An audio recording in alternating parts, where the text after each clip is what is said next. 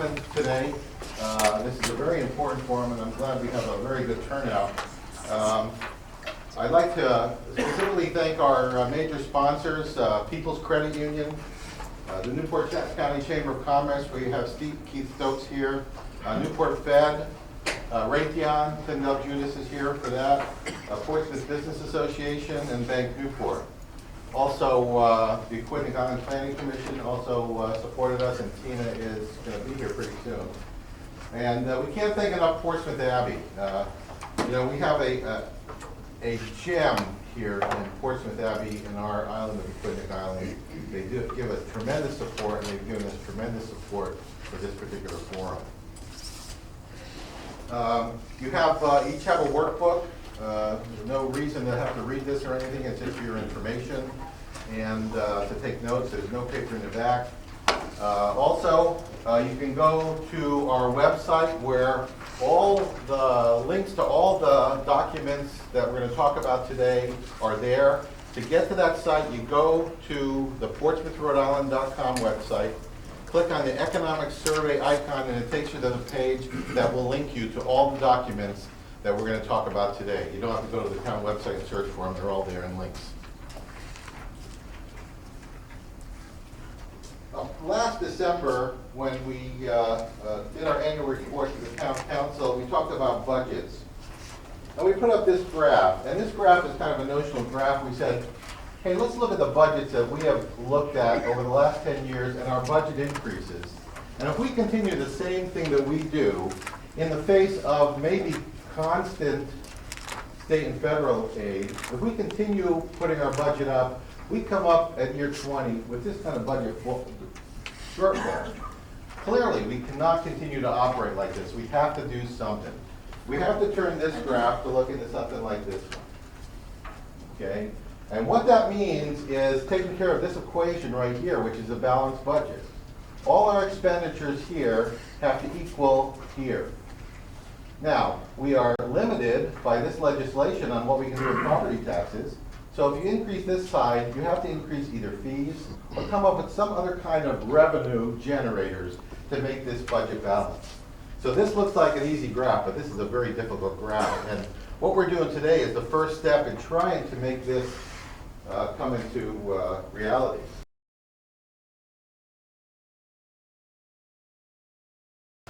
And now I'd like to turn it over to our independent facilitator. We thought it was very important to have an independent person to run this. And we have here Phil Losco, who is here from RDW Group. RDW Group has done a lot of work with a lot of major companies such as Dunkin' Donuts, G-Tech, Cox Communications, Blue Cross, Harvard University, and MIT. Phil is a senior vice president for RDW and a partner in the RDW Group. He has extensive municipal experience. He was the press secretary for Cranston Mayor Michael A. Tretapanti for 6 years, and then he served as his director of administration for another 4 years. So he has 10 years of specific community experience under his belt, where he was, in front of the town councils and all in front of the public eye, explaining government situations.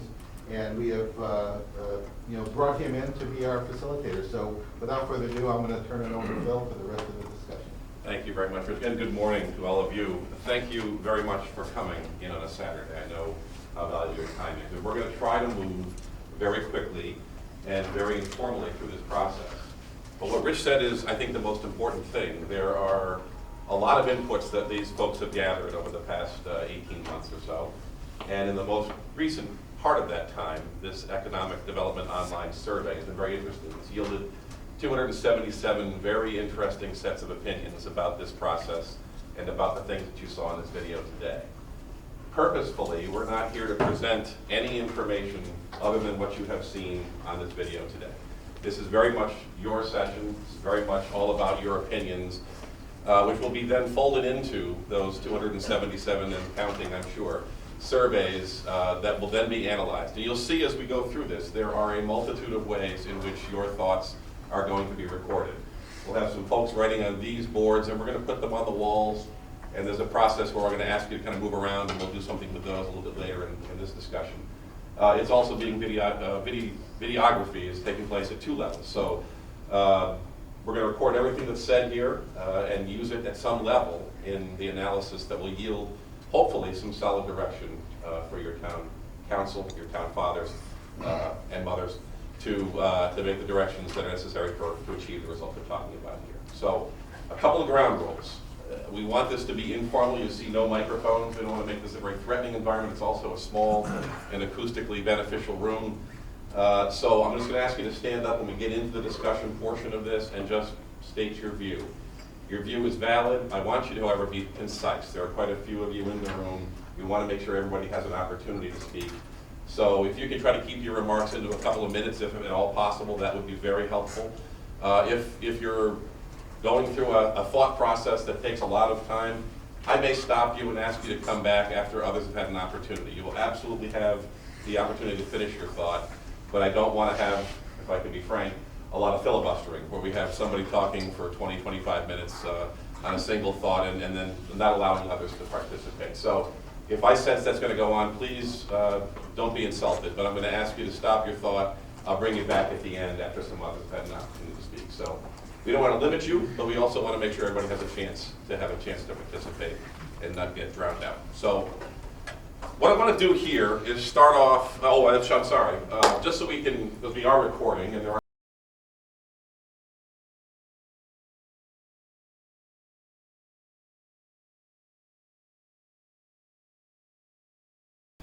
we want to start with the positives. It is the morning. There's no sense in delving into the potential negatives at this early hour, so we're going to start with strengths and opportunities. Maybe, Rich, if you can put those up on the screen, that would help us. What we want to do here is test the hypothesis that is being presented here, that these are, in fact, the town's strengths. And then after we have a little healthy discussion about that, we might ask you, let's do some thoughts around the wall. We're going to ask you to start to rate them. There are some prioritization that you saw in that chart. It's not reflected here, and again, that's purposeful. We're going to ask you to give us some sense of where these strengths, including those that we don't even have listed that you think ought to be, reorganized in a way that will help, again, gain some guidance for that. So that's the primary discussion point for this portion of this morning. Anybody who has a comment about the strengths that we see here, I welcome. I'm John Brady. We have an excellent school system, and we have an excellent health system. Help me with health system, John. When you mean hospitals? Okay. We have one of the finest hospitals in the country for a community hospital. Okay.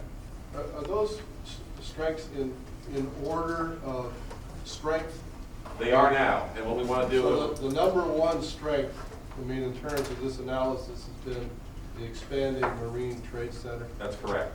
At least that's the proposition we're testing here today. So, although I'm not adverse to hearing thoughts on that order now, what we want to do here is talk about these things, hear your thoughts, challenge these as strengths, or add some, as we just heard from John.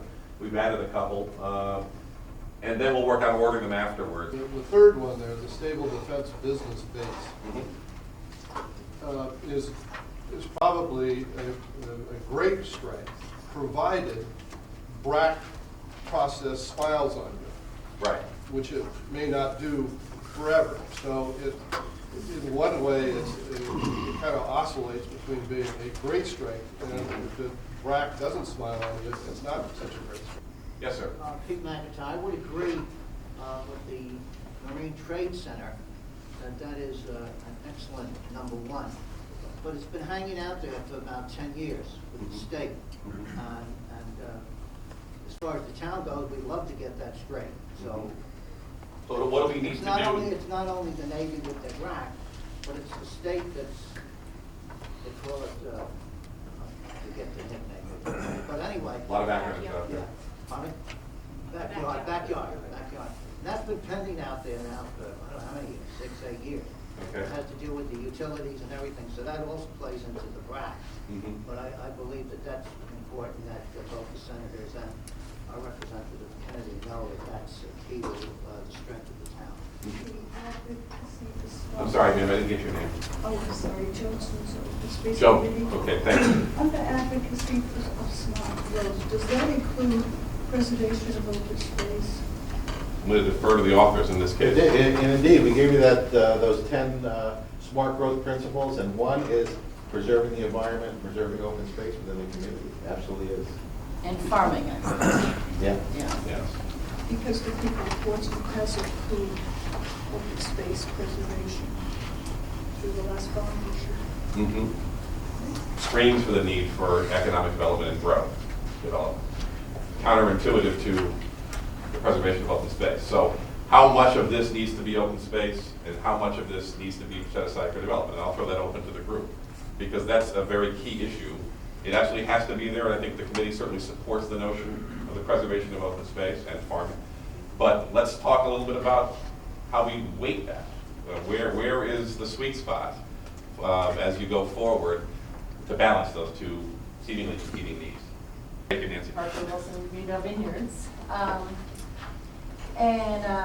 I wonder, when you're talking about smart growth, because the perception is so much of growth and development, that if there's a way to actually, in a visual way, say, / open space agriculture, something, or just open space, just so that people Right, who are let's a get little on this on nervous. paper. Yeah. Let's, all this, the good thing about the seminar is to keep writing stuff down, these That's right. ideas, so we can phone them in. So that people, some of us who are a little nervous that smart growth doesn't include open space and farming, that Mhm. it can be made aware visually.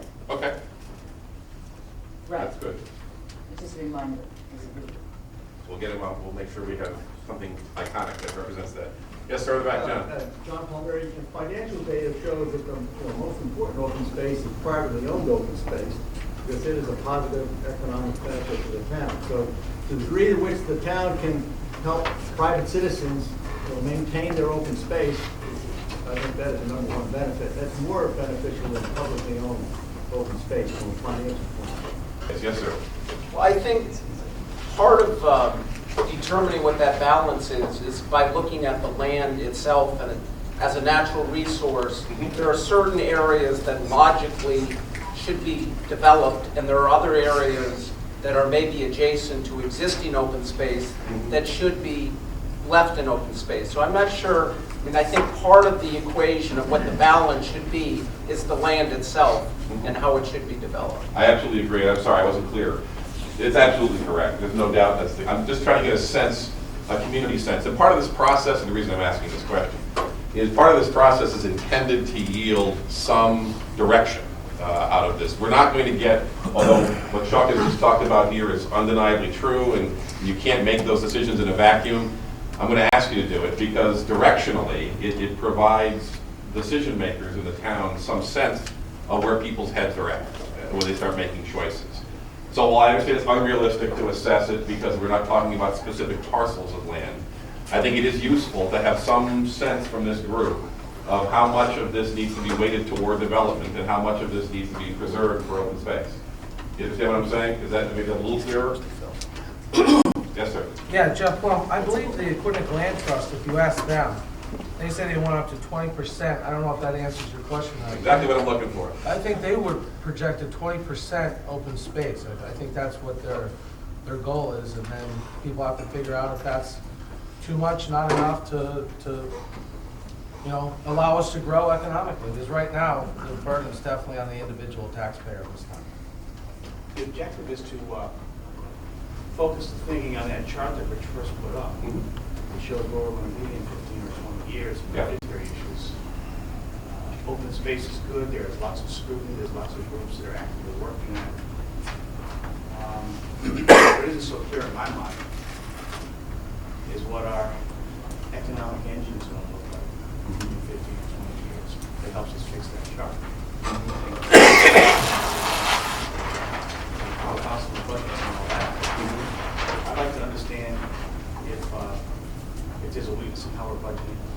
I'd like to focus on that. Okay, we'll get to that later. From the spending side and from the strength side, what can we do to bring more revenue to the town? Okay, open space is good and it helps keep the town's expenses down. Right. One of the things that I like to live here, and most of us like to live here because it's a nice place to live. And I guess that's a commitment to New England character. No question. What seems to me would be a real benefit to this town is to make it particularly attractive for retirees. And the reason I say that, we can see the benefit that we hope to get from the Carnegie Abbey development. I get it from the Carnegie Abbey development. But the people that are there pay taxes but make minimal demand on services. They don't have kids in school and what have you. Thank you. A couple of these questions sort of gotten one in my head, and this last one in particular. If you, and that is sort of the vision of what this town looks like at some future point. And as this gentleman said down there, if you're going to try and close a budget gap, and you can kind of back into how much land you're going to have to gain revenue from to fill the budget. Well, that may not be a retirement community that you have to build, given the tax rates. And so it seems to me that it's great to do this, but it kind of starts below the bigger issue, and that is what kind of community are we trying to make here? And what is it supposed to look like 10, 20 years down the road? Is it going to emphasize business as the engine of economic growth? Is it going to focus on retirement? And one answer is, well, we'll focus on all of that, which means you're going to focus on nothing. Right. And so I'm a little fuzzy about where this train's headed. Well, you're all sitting at the conductor's seat to a degree. So what we're trying to do here is answer those with some way. And to the point you just raised, we're discussing commitment to New England character. And I think what you suggested is that, first of all, it means something a little bit different to everybody. But within reasonable parameters, that probably means less business development. I know that certainly there's been issues in this town about retail, for example, and those sorts of things. That's a competing interest. So is that really a strength, or is it in fact potentially a threat? Because if we're talking about growth and development, and we're saying we want to maintain a small town New England flavor with maybe a minimal amount of retail, and I'm not here to lead the discussion, I'm just playing devil's advocate, it makes it awfully hard to close that gap we just talked about on that slide. So, yes, ma'am. I think our commitment to the New England character is one of the biggest strengths that Portsmouth has. Okay. But we're already advocating economic development through like this PUD process, like the Clock Square development. Now I envision it as keeping our commitment to New England, our character, but not having like the Middletown, stretch with all the big businesses and stuff like that. But we don't want to turn Portsmouth into a city. All right, there's got to be some kind of even mix here, with open space. I don't know what 20%. I think maybe it should be more, because that's what makes our town special. So that's what I'm looking at. I guess I'm saying that business friendly, like the small businesses, and nothing big and huge. So you propose a and cap more spaced out. So they're not like along one route, like the town center. All right, it's like more of a PUD type. Cluster. Walking, cluster community, that type of thing. Okay. Yes, sir. I'm Eric Brody from the Portsmouth Arts and Culture Committee. What struck me when I read through this SWOT analysis before coming to the meeting was that in the entire section, there wasn't any mention at all of anything having to do with the culture or arts in the town. And what I'd like to say is, well, it's definitely not a strength at the moment. It's certainly an opportunity with a growing, small but growing Portsmouth Arts Guild. It's well known that the arts are or can be an economic engine for a community. Regarding what this gentleman said about making a town attractive for retirees, the arts and the culture center are absolutely essential for that kind of thing for retired people. And regarding the quality of life and what creates distinctive communities. Well, the arts, culture are certainly an essential part of creating a quality of life, desirable quality of life, and a distinctive aspect of community. So I would like to see, I would advocate strongly for something, putting into this analysis some metric that has to do with advancing culture and arts in the community to create it. It's whether you put it under the New England character, distinctive community, attractive for retirees, it needs to be mentioned in some aspect. Well, Eric, mentioning is great. I'm just curious, what thoughts do you have about ways to make it more of an asset, if it is in fact an opportunity? Glad you asked. I'm sorry? I'm glad you asked. I'll ask you to be reasonably concise. Yes. You seem a little geared up on this one, so. I have this 300-page, I'm chairing a town committee to explore establishing a permanent arts and culture center in the town that's sort of grown out of the growth of the Portsmouth Arts Guild. Okay. And it seems to me that, this committee is still in its early stages of exploration, but we're looking at other art centers in other nearby towns and what they've done for their towns and how they've developed. And I think there's huge opportunity in a town like Portsmouth, which has a relatively affluent community compared to other Rhode Island towns, a relatively highly educated, interested in the arts population, people who would support an art center, get behind it, and attend artistic events here. So to my mind and the mind of most of our committee anyway, I think there are terrific opportunities to build an art center on town property, which is available, that would create an economic engine that would draw people from other areas to Portsmouth, where they would spend money on dinners out, theater, and so on, that we'd be offering. They would entice them to settle in the area. So I think it's just a question of establishing what that center would be, where it would be located, and then of course how it would be funded. But I think if it's appealing enough, attractive enough, that the funding would, despite the issues of the economy, the funding would be available. I don't know, frankly, all of the model, but is there something to be drawn from the AS 220 model in Providence? Is that a reasonable? There are lots of models. AS 220 is a good one to look at, but there are others all throughout New England. We've been looking at models in mostly in Massachusetts, but because we're looking at models that include visual and performing arts, classes for children, classes for retirees, things that will appeal to citizens and really improve the quality of life. Right. I just, Jim had said that open space isn't going to be a driver, and I think that it's important to think of open space the way that Nancy was, keeping a viable industry, namely farming, going in the community can actually be commercial development. Sure.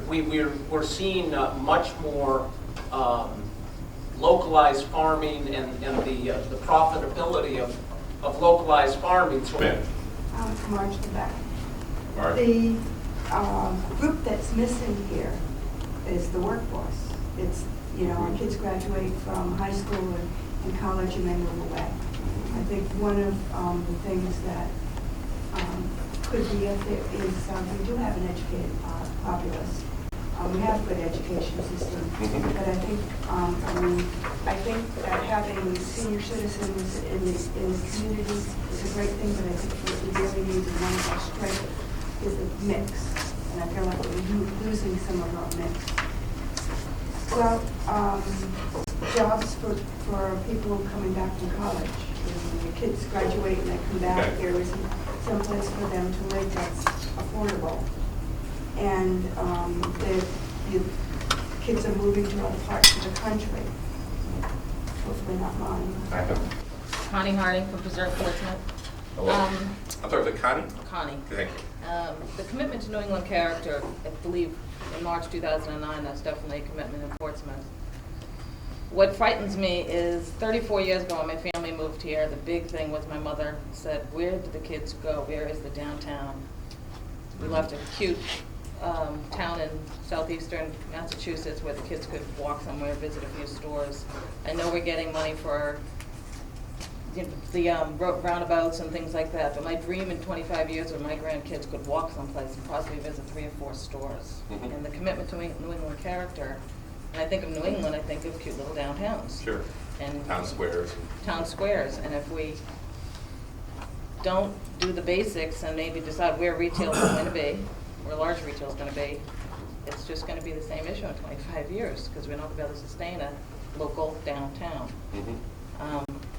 So I'm like, is that a strength? I'm not sure. I think it's still kind of in limbo. Well, I think it's a valid question. That's what we're trying to get to. It's Yeah. in my own mind, it's a very interesting question, because on the one hand, it is a strength, but it's also potentially, depending how rigidly you adhere to that or how strongly you cling to those values, could arguably limit your growth potential.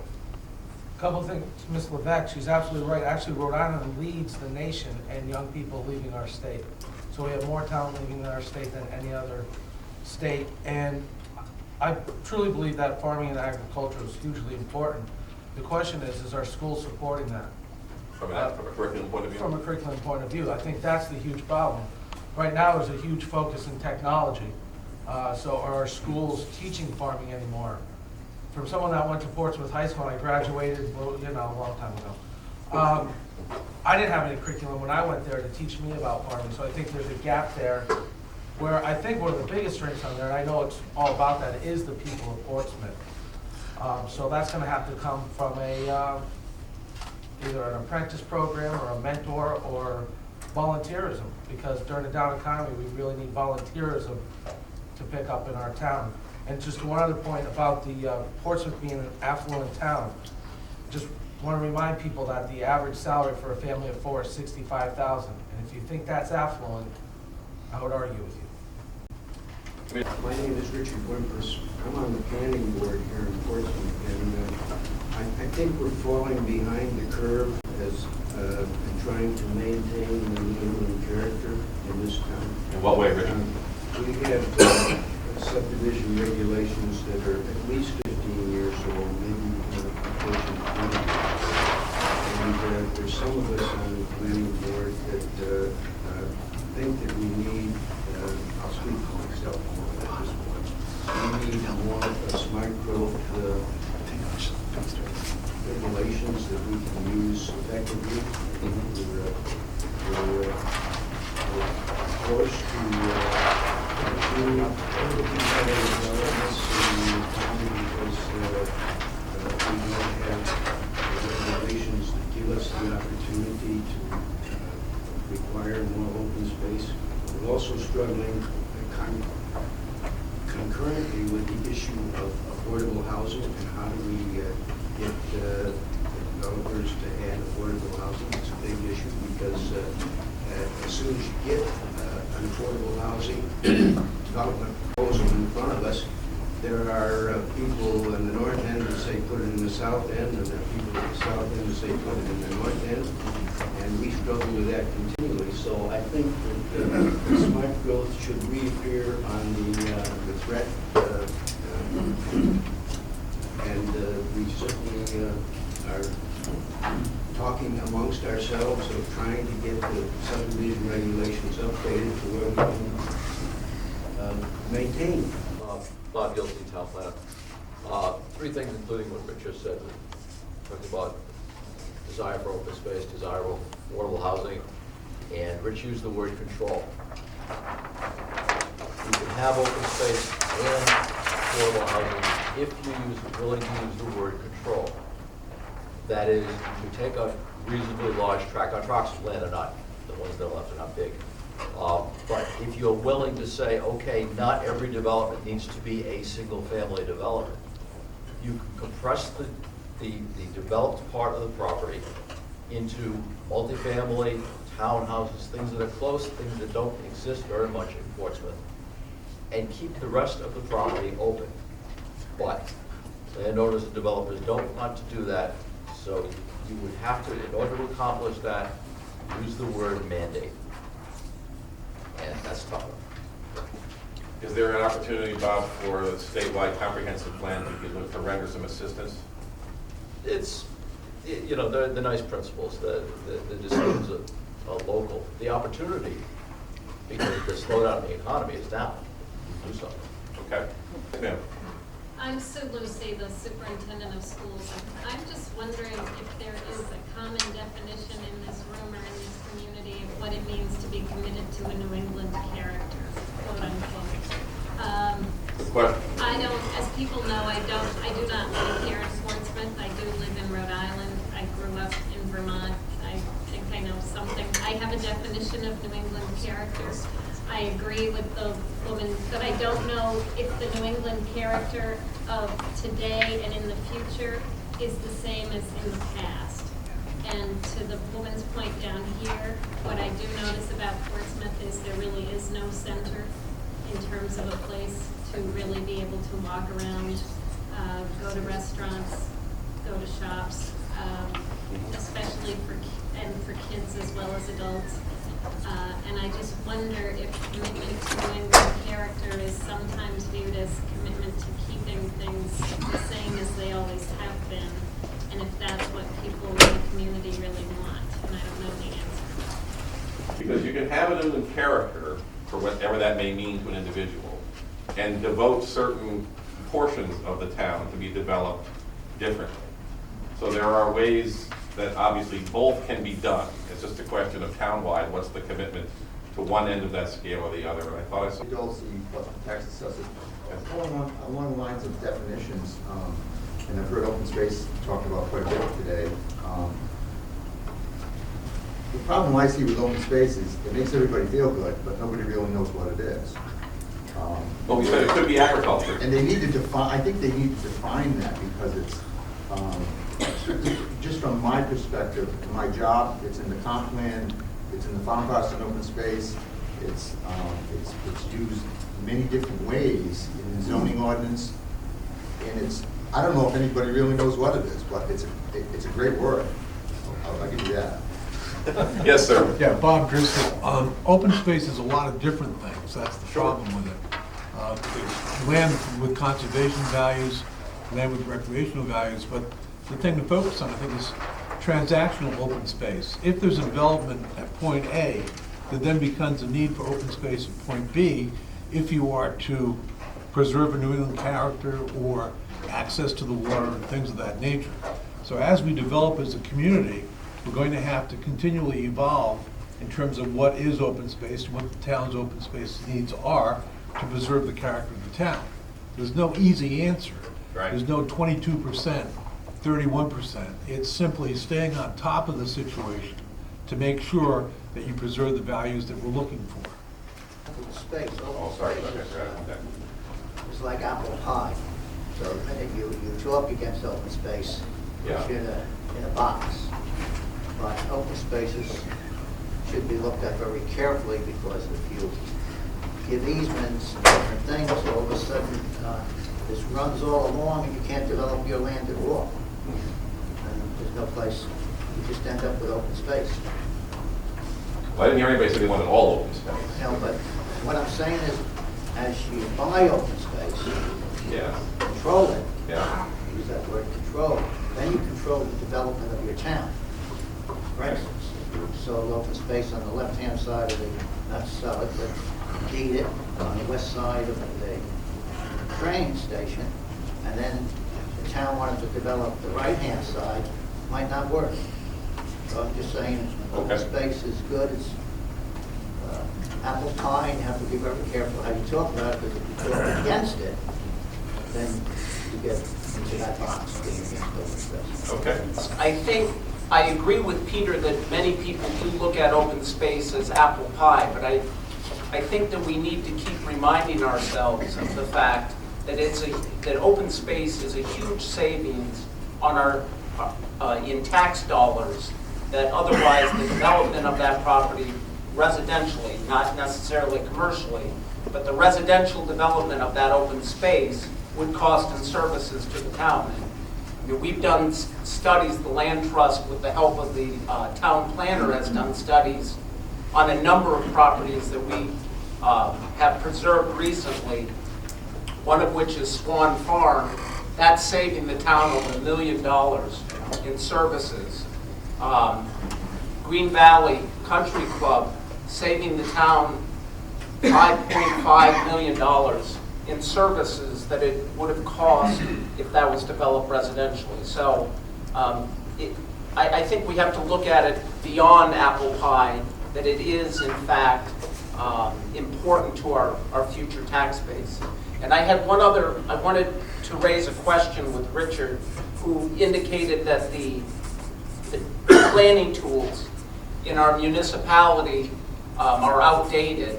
And I'd like to know what you think, why you think that that's true. What is the obstacle to changing those, to upgrading those planning tools? Is it lack of consensus?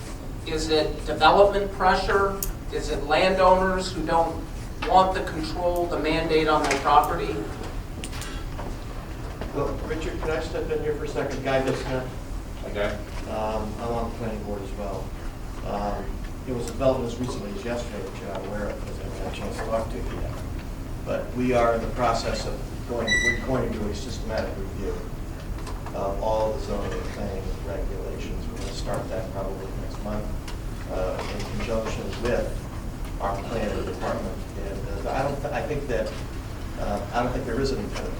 I think that it's just something that we need to do, and it hasn't been done in 15 years. And as with Richard, we get these developments that come in, they're cookie cutter 1955 developments, and it's a source of frustration. And we just need to address it. I'm sorry, we cover your... Yes. Yes, ma'am. Yeah, Tina Dolan, including planning. Hi, Tina. Nice to meet you. I've had a lot of experience in the state of Massachusetts with conservation development or subdivision conservation planning, and I think it's one of the single tools that Portsmouth could use, and it's probably not in the strengths department, maybe it's at a future part of the workshop, but since we're talking about it now, and if you could institute, it sounds, Guy and Richard, like and Bob and the planning board, that you're moving in that direction, that could really help you with large tracts of land to preserve those elements that are most environmentally sensitive, to create view sheds, to provide opportunities not just for the people that live in that community perhaps, but perhaps others to have walking trails, but yet still get the tax revenue from the property developers that you need. So I'm glad to hear that you're reviewing that. There are many ways to structure that tool with your planning and zoning, but it would be a marvelous opportunity for the town to be able to do something like that. I think we would really happy with this. Portsmouth has a unique opportunity to be able to potential transfer of the Navy lands. And under the BRAC process usually entails situations where there's job loss as a result of the Navy pulling out or some military entity pulling out. In our case, we're not experiencing job loss, in fact, quite the opposite. However, the Navy encourages the economic development and the disposition of those lands. The land that Portsmouth may get is also contaminated for the fact that the tank farms have been there for so long. So it's very possible that the only kind of development that might be able to occur on that land is economic development if it's to be used at all. Or, of course, in space. The Navy has to sell by federal law the land for fair market value. So the fact that they have to sell it for fair market value and may only be used because of contamination for commercial development may provide the town with a resource that substantially changes the ratio of residential to commercial development. I don't know what percentage 296 acres or thereabout represents to the town. But I think if you look just solely at that land as a big parcel of land that has potential economic benefit, we've already addressed the fact that there's great opportunity for the marine trades business to expand, and many of them want to expand because, among other things, they need storage facilities. But what other businesses would the town enjoy having in those areas that is complementary to the town? And then there are all sorts of extenuating issues. In order to encourage that development, do we have sufficient water? If we don't, what do we do about it? Do we have sewerage capability? Is it that necessary? And if we don't, because we don't, what do we do about it? So, these are all related issues. But on the economic side, I think the town has a unique opportunity that kind of parcels out a piece of land that may not be able to be anything else but commercially viable. I help out the redevelopment development agency, and we're trying to figure out, all right, what is the plan? We have an obvious, we have the marine trade industry, and yes, we know we have a beautiful view, and no matter where you are, those are always the best, highest, most motivated workers in the world.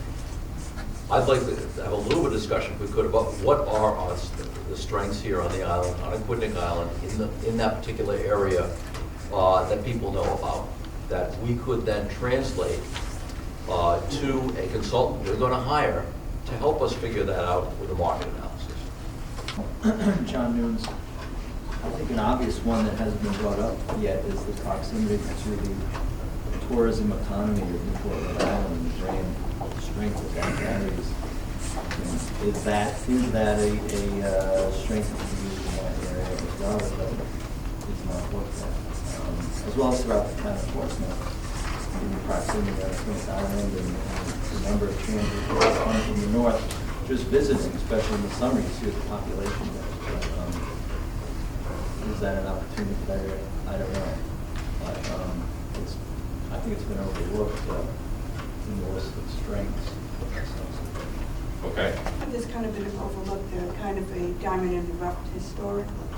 We have some historical sites that you have to put your boots on to go find in Hutchinson, Fort Butts. I'm wondering if that could be maybe tied in with the arts and culture to develop some of those sites. I mean, off the top of my head, there's the two that come to mind. I really think that it's criminal that the Ann Hutchinson site, you have to trudge out and there's a little marker and she was from the town. So maybe enhancing some cultural issues, historical culture. One other way to maybe back into some of these issues is to sort of think about the SWAT competitively. I mean, there's some things that have come out here that Portsmouth can do, maybe because of its land mass, that Middletown and Newport can't, for example, or Bristol. And there's some things that Newport can do, like sell its soul to tourism, and that may not be, so maybe that's something that they get, and Portsmouth doesn't. You know, in other words, Portsmouth doesn't want big box stores, you know, let Middletown do it. They seem to be, you know, willing to do a lot. So all I'm suggesting is that maybe by looking at things that Portsmouth can do, wants to do, has assets to do, that may be different from its neighbors, and that could help sort of direct some of the priorities here about whether it's going to be a retirement community or developing the tank farm. We're literally going to do by raise of hand. We're going to start to prioritize and rank these strengths. I'm going to give you a minute while our little board is being created. Yes, Keith? Keith Stokes from Chamber of Commerce. I just wanted to add. Don't defend Newport now. Newport County. We did our own SWOT analysis based on the region a few months back with a number of business consultants. And the one strength that resonated very strongly from a business perspective, and I'm surprised I haven't seen here, is proximity and access and use of Narragansett Bay and the Savannah River. And that really intersects the entire region. It intersects business and boating, and certainly New England coastal character. So one of the things I would just suggest that, at least in our SWOT analysis, having Narragansett Bay, the cleanliness of it, the access to the Savannah River, being a part of Aquidneck Island is a significant, almost a standalone economic community strength. So I just suggest that would also be considered. Well, more than the marine trades. We weren't just simply talking about, which is important, marine trades, recreational boating. We're talking about the very fact that you have Narragansett Bay as a natural and economic asset for generations in the Savannah River. That stands alone compared to anywhere else, not only in New England, but across the country. So that's something I just, again, resonated very strongly as a priority in the business-driven SWOT analysis. Build on what Keith just said, and I think you may have touched on it when you say prime coastal locations among your strengths, and certainly, but I think to describe it in more detail, as Keith has, is very important. I mean, it's just a gem. It's what the whole state is it's an asset to the entire state, it provides the state. Okay. Yes, sir. I think adjacency to the educational institutions that we have, whether it's Roger Williams or the schools of Providence, Salve, Navy War College, and Navy schools, that's very important for us. Is that an access to workforce issue, you think? Or- Yes. Okay. All right. So we're going to call that proximity to universities. Anything else? Yes. Proximity to major markets. Boston, New York. Boston, New York. Okay. To consider your most important strength among those that are listed here. I'm sorry, these are listed here, excuse me, we've added some. So among those that are listed here, who among this group believes that expanded marine trades is the most important strength to the town of Portsmouth? I raise your hand. 10 and 11 over there. 12. Okay, 12. In coastal location as the #1 asset. Great. Okay, 1, 2, 3, 4. I got 19. Does that sound fair? Yep. No, man. We just do both. It is hard. At least you're able and growing defense base. Who thinks that's #1? Most important. We'll get to #2 in a minute. I've got 1. 2. 3. You already voted once. I'm changing my vote. Oh, there's always a problem in every house. We're going to give it 4. Where were you the first time? He doesn't know. Expanding marine. Marine trades. This is getting very complicated. New England Village character, is that #1 for how many folks here? I've got 1. And you're disqualified? That's 1. Oh, sorry, Chief, are you in that one? There's 2. Smart growth, to include agriculture. Sure. 1, 2, 3, 4, 5, thank you. 5, excellent. 5. Education. 4. If I got that right, yes. Arts and culture. No, you already voted. It's not a strength at the moment, it's an opportunity. Smart man. I Oh, like that. very good. That's a very, very key to stay. He's paying attention to the rules. All right, that's a 0. We'll see it again later. Health system. We heard them talk about that. #1 is health system. No. Narragansett Bay. Keith's got that. Is our #1. Proximity to universities. Isn't that the same as 2? Pardon me? Isn't that the same as Well, I would have argued that yes, but Mr. Snow's made an impassioned plea that it had to stand alone, so we had to stand alone. I just want to add this, also some kind of river, but you don't have a clean, healthy, managed bay and waterway systems. Where's the recreational boating? Where's the high-value water view real estate? Where's the agricultural base? Let's go on and on and on. Absolutely. I'm looking at a single system that's game-changing. To me, Proximity to major markets is the #1 characteristic. Yes, that's a vote for 1. And I think that's a standalone. Now, let's just go with your second most priority on the same thing. So the second most important thing, for you, expanded marine trades, excuse me, is that your second highest priority? 7. 8, I'm sorry. There's no 8. And second most important on prime coastal location. 1, 6.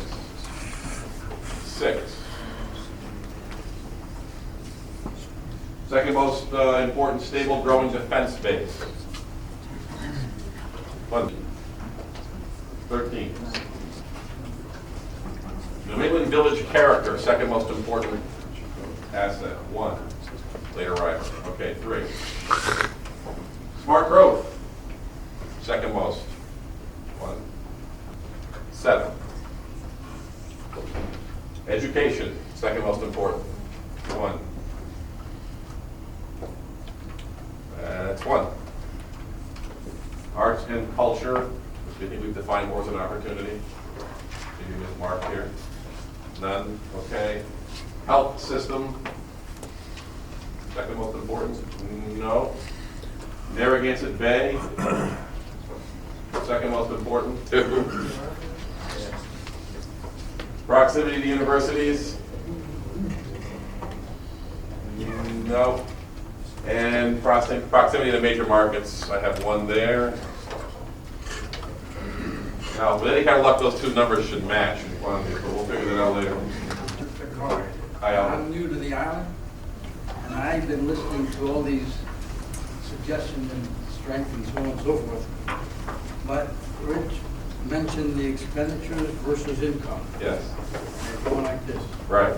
I wondered if any of you considered how we're going to get to the point of equalization of the expense versus the income with these items as noted on the board. Well, let me address There's a that. conflict. We have a conflict. No question. Let me address that, though. There's a way we're going to get there. Just bear with me. The idea is to go through all these from a prioritization and directional standpoint, just so we have some understanding of where people want the community to go. Then after we complete that process, assuming we have time today, if not, we're going to have to do this another session, we're going to talk about budget priorities. We're going to talk about that reconciliation of that very issue. What are the priorities within the town's spending pattern? No question is the point. We'll get there. I don't know if we'll get there today based on the pacing that we're going, but we'll do everything we can to do that. Just so he knows, it's giving me bread, just so he knows. I'm sorry? I think about that very issue every day, especially now. I'm going gray because of it. When you take this list apart, Yes. it seems like a number of the things are necessary but not sufficient. Which another way to say that is the categories are very much overlapping. Mhm. And we could be very strong in a single area but still not attract people because of the deficits in the other areas. So Right. I'm just wondering a little bit where this exercise It's going. takes us. Well, it should take us, if we congeal all of this together in a direction. Because there are going to be some things that undermine these strengths that we've offered, that we've just recognized, and it will undermine the opportunities as well. And then from that, we've got to make an assessment of what those things are and what we hear to create a strategic roadmap for a future development plan that others will, town council will ultimately have to adjudicate. Bill, do we want to each give 5,000?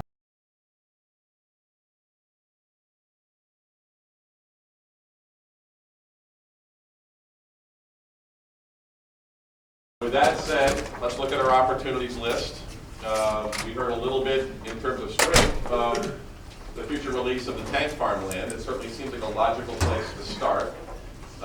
So let's hear some thinking, some points of view on the tank farm land and what that represents as an opportunity. It's off the beaten track, so you can have nice homes and a nice water view and all that. Still a lot of stuff down there to bring business. Well, I heard some talk, as it was brought to the fore, that the notion of residential development may be hindered somewhat by Well, yeah, the land, it's not, right. you know, I don't think anybody's got enough money to make the land big enough for, All right. Yes, Bill. I echo what Jim just said, because I think the opportunity is just what it says, opportunity in bold letters. As you said, where it's located, adjacent to our existing activities, it's off the main streets, it's near the transportation we do have available for West Main and into town. And it's an opportunity, again, we mentioned earlier, about keeping the kids in town. Grow some jobs here, some initial jobs. They're not all the highest paying jobs, but there's an awful lot of them that are. And in addition just to the marine trades, we need more place just for our business in general. As mentioned in the slide presentation, there's only 2 lots left in the business park. We don't have any ready sites available. When people call about what can I look at, where are my opportunities, and what's available, and how ready is it? So I think it's got to stay very, very high. Okay. Well, the notion that we can't put residences and other things on the Navy land is not true. The fact is that it requires a tremendous amount of remediation. So there may not be an economic equation that will allow a developer to go in there and actually remediate that to residential standards. It's all about, the PRA is looking at that. We have an agency that's looking at that and how can we best use that in the best economic fashion? Okay. Yes, sir.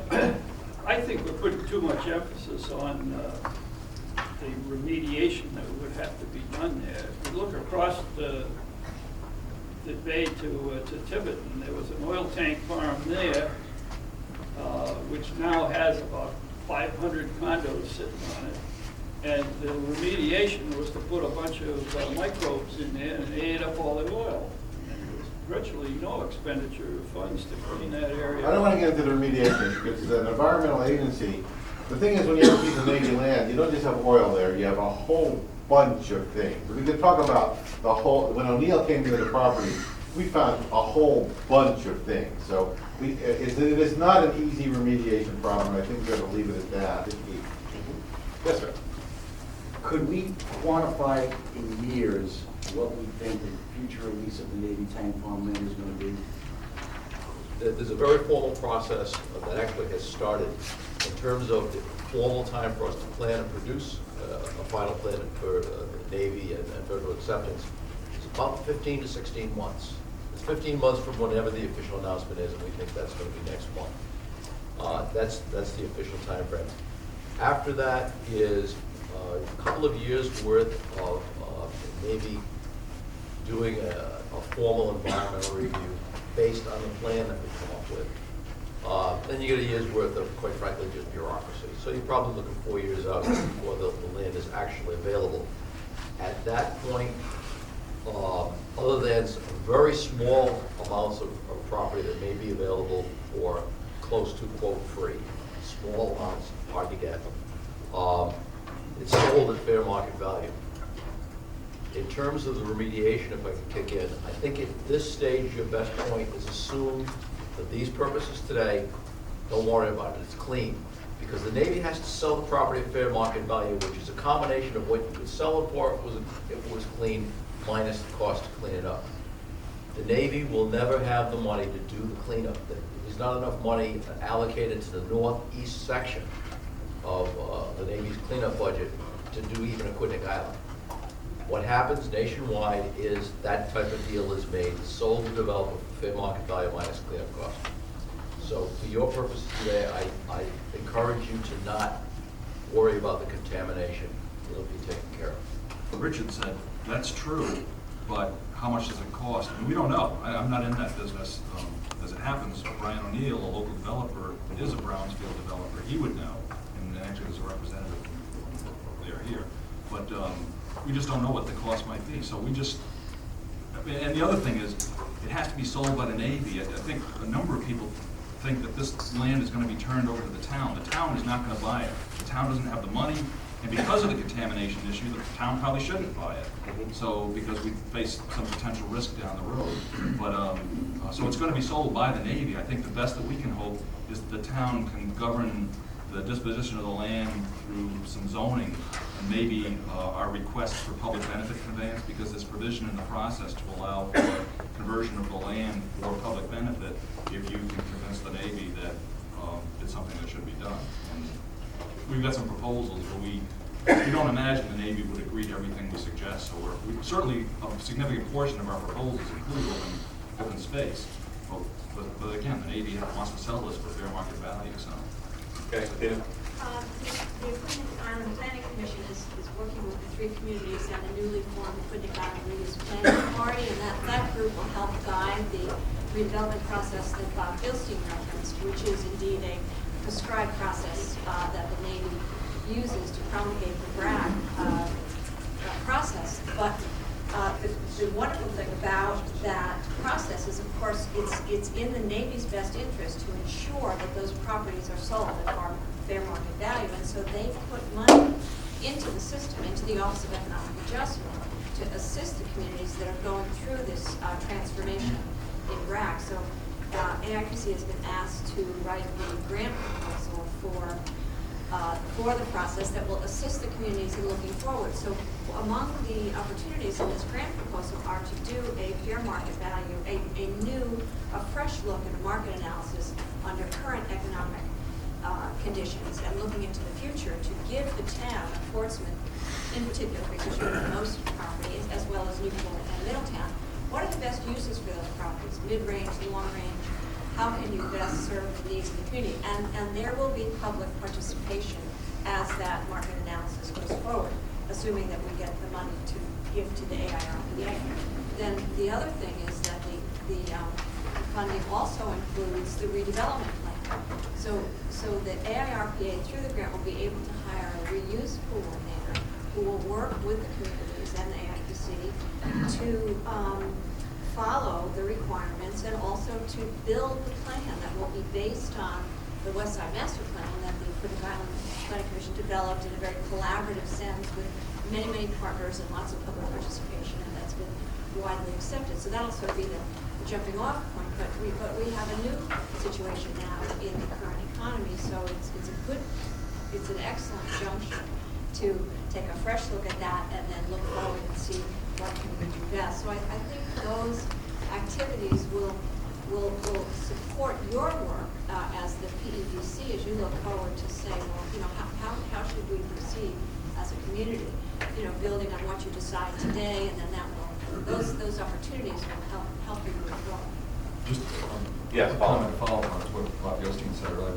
It's true that the federal government may not have enough money to provide the adequate cleanup, and therefore there's a great inducement for them to sell the property to somebody that could claim to do the remediation. However, two things. One, the government, under its current budget plan, the land would not be remediated even to that industrial grade level till 2014. However, if they agreed to sell to somebody prior to that who agrees to undertake the remediation effort, the government stands behind, they're in the background, still overseeing that remediation process. So, as was asked by a counselor at one of the original meetings regarding this transfer process, suppose a developer went bankrupt and the process has begun for the remediation and so forth. The Navy is still there, the federal government is still there to protect the ultimate remediation of that property. It's just that clearly the Navy would see it as advantageous to have somebody else undertake the cleanup process.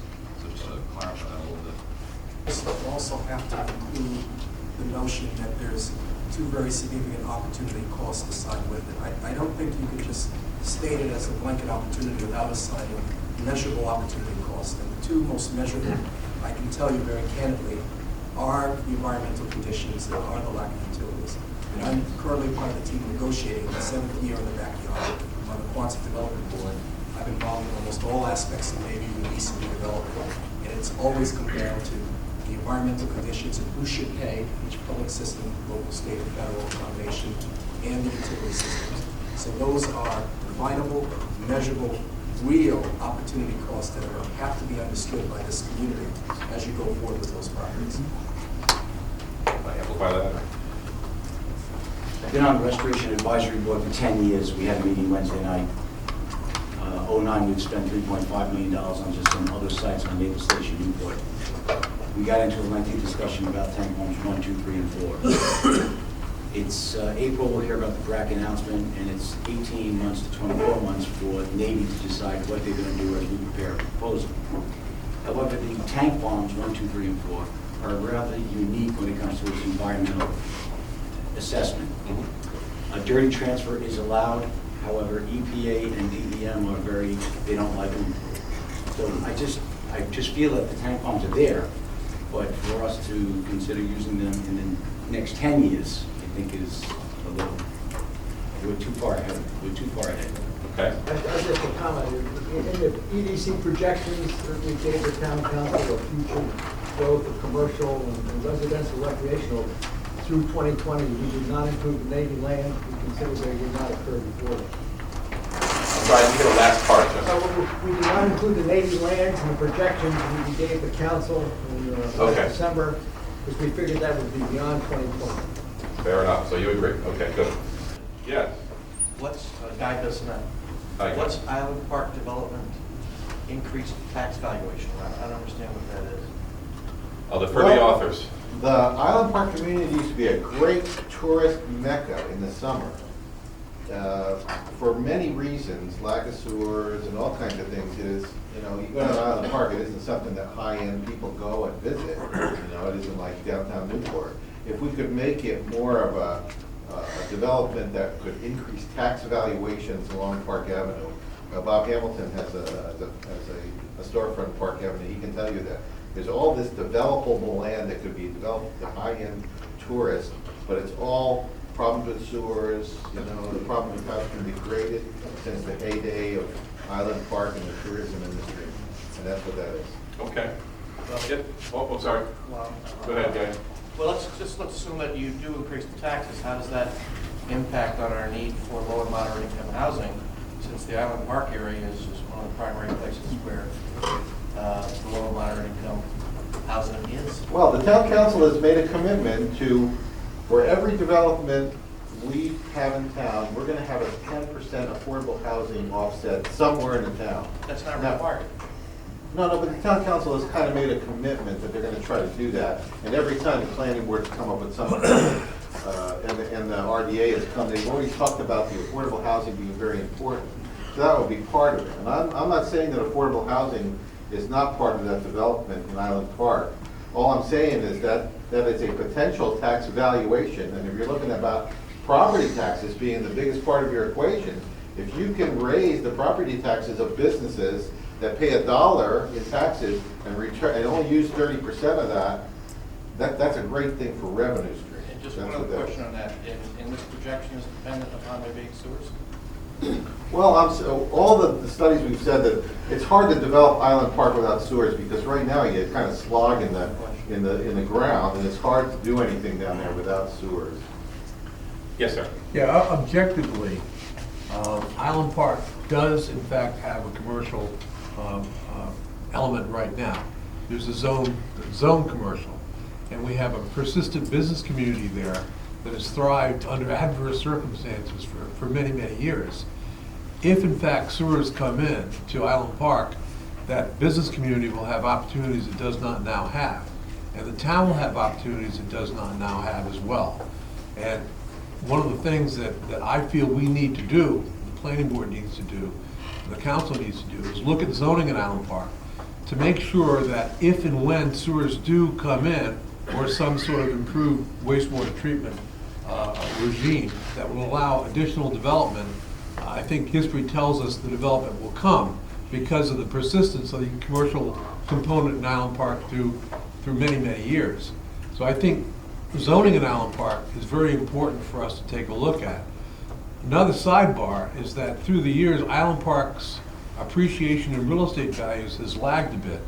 And I think probably because of the wastewater situation. So if the wastewater situation is taken out of the equation as a negative to Island Park, I think it's simply prudent for the town to assume that there will be some development pressure there. And with an existing commercial zone, then you would think it would move that way. So that's an opportunity. It may not be as important as priority 3, but I think it's a reality that we have to deal with. I know this is Phil Bristol. I know this is a little inflammatory, but Island Park is built out. And if we do economic development in Island Park, it's going to be at the expense of the existing structures, most of which are residential, and most of which are low and moderate income. There's something to me very counterintuitive in trying to develop Island Park, not to mention that it's in the flood zone. Okay. I think that what we're talking about right now is smart growth. We should be taking off the strengths and put it on the opportunities, because we don't practice it here. We need to have the zoning laws changed, as others have alluded to here. And I think we can have our cake and eat it too here in Portsmouth, but we've got to do something about these zoning ordinances. Get them changed and enforce them, and that's it. We've been working on it forever, for years and years and years, and it's never really happened. Like conservation zoning, okay, and the affordable housing. The affordable housing, to the best of my knowledge, is voluntary, okay? It needs to be, that ordinance needs to be mandatory, right? That kind of stuff, okay? And then lot sizes and all kinds of stuff, and once again, the conservation zoning. I think that smart growth should go over here on opportunities, because it's a fabulous opportunity we have. But once again, we're not doing it. I have a question on that Yes, Park sir. thing. I'm confused now. There is this big residential area, but is the development prospect intended to go back there, or is it just along Park Avenue that we're talking about? I don't mean to imply that anybody's going to go in there and knock down a mess of buildings and redevelop Island Park, but it's going to happen incrementally. We're already seeing older buildings being torn down or remodeled and going up. The demographics are changing in Island Park. I'm not aware of any protected low moderate income housing in Island Park. I'm sure there's some, but I'm saying it's reality. If in fact the wastewater issue is resolved, given that beautiful waterfront location and the gorgeous view and the successful community that it is, you're going to see development in Island Park. And we have to be prepared for that as a community. With regards to the railroad right-of-way on the northwest side, and I think that has, it's directly related to the release of the tank farmland. But one of the issues obviously is that we're on an island and there is no longer a railroad bridge. So I know there have been alternative proposals with regards to the development of that railroad right-of-way and just on-island rail service to and from Newport and Portsmouth, that sort of thing. I think one of the issues here is that, with Massachusetts' commitment to extending commuter rail service eventually to Fall River, we really have had an opportunity to push our cause, and really this is a state issue because DOT with the new Seconic River Bridge could have had design elements included that could have included provision for future commuter rail service or something to that extent. From what I understand, the DOT engineers came back with some grade issues. There would have had to be rather severe re-engineering of the bridge design to allow a section to have commuter rail service. But if that's something we could push, and obviously the new bridge has already finished the design stage and is under construction, so we've really missed the ball on that one. There have to be a new structure completely. But that's something that would allow us to have future growth on the west side and turn our redevelopment there into more transit-oriented development and really increase the value of what we're able to develop there, because right now we are a bedroom community. Sustainable energy, I mean, from the municipal perspective, that's not really an opportunity anymore. I mean, the windmill is turning and making power right now. So it's really more of a strength out of it. Well, they're an opportunity for it to grow. Well, that's the real question, I guess. Right now, that one wind turbine will satisfy something approaching 90% of the municipal needs of the town. So the question becomes, does Portsmouth want to build more and become a utility, a business in its own right? Strongly about renewable energy. I think the town should be confident of its leadership. But another way to look at it as an opportunity is that maybe the goal going forward is to have utility scale renewable energy projects. So when you're looking at the west side, and particularly the tank farms, the Navy's Department's 2035 master plan said that some of the acreage may be set aside for the Navy's long-term renewable energy needs, which is a clear black competitiveness issue. Their cost of electricity, like ours, is out of whack compared to the rest of the Eastern Seaboard. So one of the things that I would suggest is, particularly with the wind, I mean, one of the opportunities that we have here, being an island community, we have the best average wind speeds than anywhere in the state. So if you're going to build sustainable, operable, wind-driven renewable energy systems, it's not going to happen in Norway, but it can happen here. So the goal might be is, rather than having a wind turbine in every other neighborhood in the next 30 years, looking at locations where we can have utility scale projects that benefit business, residents, all of us across the board. So that's my suggestion from that approach. We have established the East Bay Energy Consortium, just started a few months ago, where we're getting all the East Bay communities together to see what we can do as a group of communities to get some kind of synergy and maybe making us a power company. What can we do on sustainable energy, renewable energy? And anybody wants to participate, come and see me or Gary. Come. He's Gary. Gary's in the back there. That's great. And that is. He's starting to hit upon first, but in my view, in order to keep the opportunity, number one, of the tank farm, we've got to solve the utility. Because it's great to get the land, it's great to solve the environmental part, but really, how do you get the most economic development on it? You need to have some type of infrastructure there. If you look at the success of the Aquidneck Island Industrial Park in Middletown, they have infrastructure. They're able to build office space, they're able to have processed water, they're able to do all those things that help generate stability in the tax base. So I think, in my own opinion, in order to keep the tank farm release as an opportunity, number one, dovetail that with the solution to the infrastructure. Advantage we have over Burrowville is we have a tide.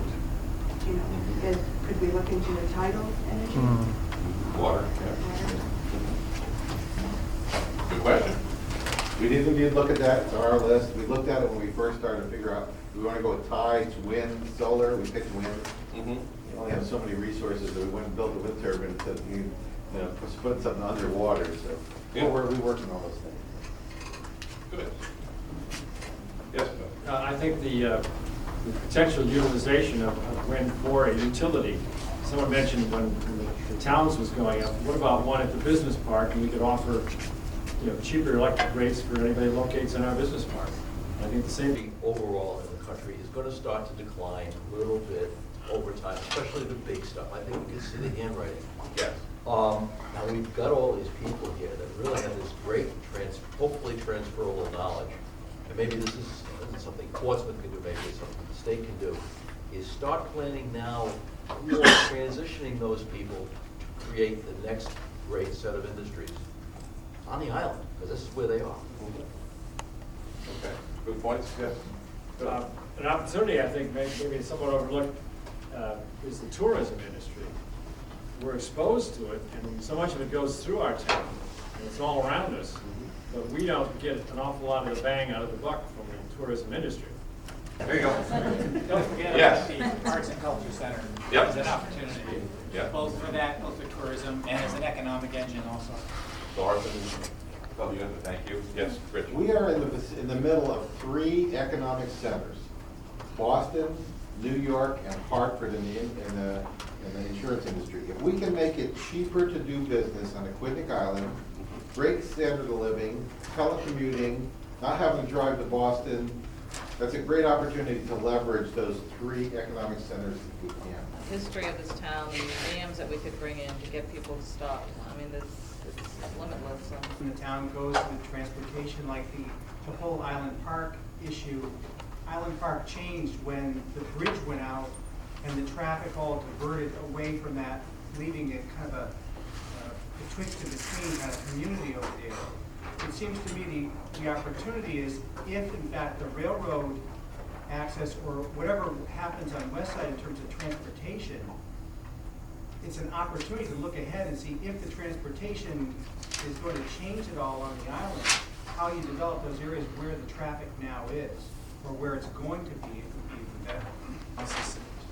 What we found was, we suggested as an opportunity, reshaping the visitor profile and experience to Aquidneck Island. And that becomes very important because out of the 3 million visitors that we believe come to Newport alone each year, 3 out of 4 are day trippers, and 60% come from the Boston market. So Portsmouth and Middletown is simply a pass-through, which isn't very pleasant because they're just zipping through your road, zipping out, and they stop for a tank of gas or such. So one of the things that we looked at as a chamber is to begin to think in terms of our goal may not be the quantity of visitors, but the quality of visitors. The person who spends more time and effectively more money in our system. So what we're saying is we're getting away from those low-end day trippers, which is sustained in t-shirt shops and fast food, and more focus on destination shoppers, destination event visitors. They're more mature, they're spending, again, that more money, and they're spending that more time. So Portsmouth can play a very important role with that because 1, you have land, and 2, you have extraordinary land and assets that can be built upon and managed that can help extend that quality visitor experience, if that's what you want. So when you talk about tourism, it's quality over quantity, and it's the experience. And that might be the way that you begin to build upon that opportunity in a community such as Portsmouth. You're overlooking something on that. We have a wonderful piece of property called Glen Farm. Glen Farm. Could you repeat that? A wonderful opportunity at the Glen Farm. Yeah, for tourism. For tourism. If you put the proper programs there, they will come. If you put the proper programs there, they will come. Field of Dreams. Yes? Just to add to what Joan said, in addition to the Glen Farm, there's also the Secana Greenway Trail that the Land Trust has developed, which currently covers over 5 miles, and there's an additional phase that will cover at least 2 or 3 more miles. So it's a resource that's attached to the Glen. Okay. So is this awareness of agritourism and of the, many tourism departments now are focusing on getting people outside, nature, taking those strolls, going to the Glen, watching the polo, coming to Greenvale, going to Newport Vineyards. There's just this whole other thing that's developing, and there's a group in Rhode Island called Rhode Island Farmways, and it's about to become New England Farmways, which is all about agritourism and getting people to go to the farms and be outside. I mean, I think these You comments started this whole about, thing, so. yeah, I know, sorry. About like agriculture, artisan culture, and tourism, I think are three really great, really interesting areas. But to play off what you were talking, you know, our geographic location between major markets, I think, you know, and I'm just speaking from personal experience in the IT industry, we're a lot less location-based anymore, right? People work wherever you want, anywhere in the globe. It doesn't matter as long as you have the infrastructure to support you. Right. And I think just playing off of Portsmouth and the islands, you know, New England character and then the quality of life issues, I think that's very attractive to some, you know, industries that are less infrastructure dependent, I guess. Yeah, everyone's talking about great open space areas to go. We have Melville Recreation Area. All right, there's fishing and camping and, well, the campground is in the recreation area, but, you know, there's a lot of places that come to Portsmouth for. Okay, yes, sir. Back. On these tank farms, one of the tank farms, Tank Farm 4, has, they've imploded the tanks there, so we're not sure how buildable the land is. We're not experts in development, so we don't know what feasibility there is for development there. But as a result, one of the proposals I just sort of threw out one day wildly was turning Tank Farm 4 into a big parking lot and diverting traffic from the bridge into the parking lot and sending, you know, essentially sending tourists down along the Portsmouth waterfront, which, you know, we're talking years away, because the Portsmouth waterfront is part of the West Side Master Plan, is supposed to be developed, and it would include the Weaver Cove area where there's presumably going to be some restaurants and retail stores and so on. And then they could take advantage of the train. We could provide other mass transit to, you know, increase the bus trips to Newport or what have you, and water transportation to the Newport area. I think there's a, you know, it's worth considering anyway if we can't figure out a better use for Tank Farm 4. It's a very interesting vision. Yes, sir. I just want to put a plug in for a bike path. All right. No, I think part of quality tourism, and Keith knows this, is a full range of opportunities. And a lot of people do include biking as something they want to do when they go someplace for more than a day trip. The kayak path that the planning commission has established, and at least the larger point, I think, is that it's incumbent upon the town to maximize its water access points. And we're working with the Bristol Ferry Common Group right now to do that at that area. But those are good things that we need to do as consistent policy. An example of an opportunity, talking about infrastructure, didn't cost us a cent. We used to be, when I first got here, we were dial-up on the island. And one day, you saw fiber optic trucks all over the island, and Cox Communications wired this island for fiber optics and launched us into the information age. Right. And if they hadn't made that investment, we'd have still been using dial-up. Create a Wi-Fi network for the whole community that would allow anybody to interconnect wirelessly. Very A progressive. series of grants, maybe somebody who's developed a grant to look at the stimulus that would bring to business for the community versus other areas where they haven't done that. I know it costs money, but if we could do it through a grant basis. Let's do some quantification of these things. As we did before, hands for, and we're going to look at this list here, hands for Navy Tank Farm is the most important opportunity that we have confronting this town. 1, 2, 3, 4, late? 25. 25 over here in the corner. Okay. One on business resort tax base growth. Most important thing. 1. Island Park development. We had a lot of discussion about that. Is that your number one opportunity priority for anybody? No. West Side Rail, number one opportunity. 2. Okay. CRMC, Special Area Management Plan. Is that number one for anybody here? Nope. Potential Navy expansion. Is that number one? Corners, 1, 2. Okay. Sustainable energy as an opportunity, as an industry. 1, 2, 6.